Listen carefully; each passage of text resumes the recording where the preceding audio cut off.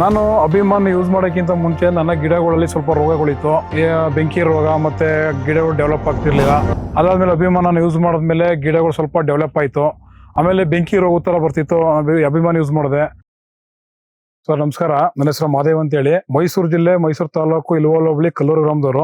ನಾನು ಫೇಸ್ಬುಕ್ ಅಲ್ಲಿ APKC organic private limited Facebook ಅಲ್ಲಿ ನೋಡಿದ್ದೆ. ಫೇಸ್ಬುಕ್ ಅಲ್ಲಿ ನೋಡಿದ್ಮೇಲೆ ಅವ್ರಿಗೆ ಕಾಲ್ ಮಾಡಿದೆ. ನಾನು ಅವ್ರ ನಂಬರ್ ಇಲ್ಲೇ ಇರ್ತಿದೆ.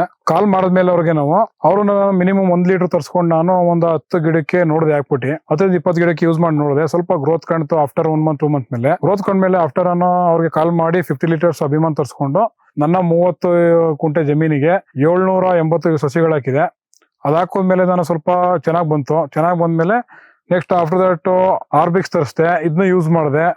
2 ಯೂಸ್ ಮಾಡಿದ್ಮೇಲೆ ನನ್ನ ತೋಟದಲ್ಲಿ ಗೊನೆಗಳು 15 kg 15 kg 20 kg ವರೆಗೂ ಗೊನೆ ಬಂತು ನನಗೆ.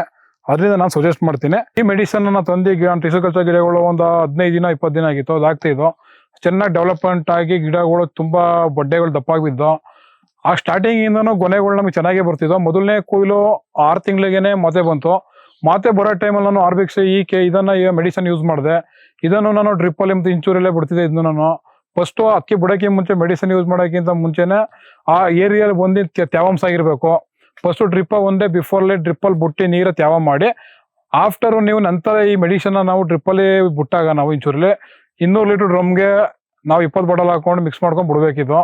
2 ಯೂಸ್ ಮಾಡಿದ್ಮೇಲೆ ನನ್ನ ತೋಟದಲ್ಲಿ ಗೊನೆಗಳು 15 kg 15 kg 20 kg ವರೆಗೂ ಗೊನೆ ಬಂತು ನನಗೆ.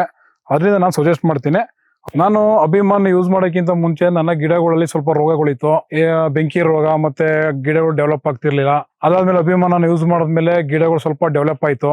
ಆಮೇಲೆ ಬೆಂಕಿ ರೋಗ ತರ ಬರ್ತಿತ್ತು. ಅಭಿಮಾನ್ ಯೂಸ್ ಮಾಡಿದೆ, ಅದು ಸ್ವಲ್ಪ ಕ್ಲಿಯರ್ ಆಯ್ತು. ಬಿಫೋರ್ಗಿಂತ ಅಭಿಮಾನ್ ಯೂಸ್ ಮಾಡಿದ್ಮೇಲೆ ಗಿಡ ಚೆನ್ನಾಗಿದೆ. ನಾನು ಫಸ್ಟ್ನೇ ಟೈಮಲ್ಲಿ 2023 ಜೂನಲ್ಲಿ ಹಾಕಿದ್ದು.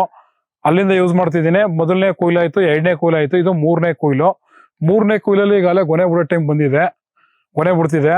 3ನೇ ಟೈಮ್ನಲ್ಲೂ AS Organics India private limited use ಮಾಡಿದ್ಮೇಲೆ 3ನೇ ಟೈಮ್ ಥರ್ಡ್ ಟೈಮಲ್ಲೂ ಬಾಳೆಗೊನೆ ನಮ್ದು ಮಿನಿಮಮ್ 12 kg 15 kg 20 kg ವರೆಗೂ ಬರ್ತಿದೆ ನಮ್ದು ಅಭಿಮಾನ ಆರ್ಬಿಕ್ಸ್. ಇದು ಒಂದೇ ಬಾಳೆ ಗಿಡಕ್ಕೆ ಸೂಪರ್ ಆಗಿದೆ. ನಮಸ್ಕಾರ.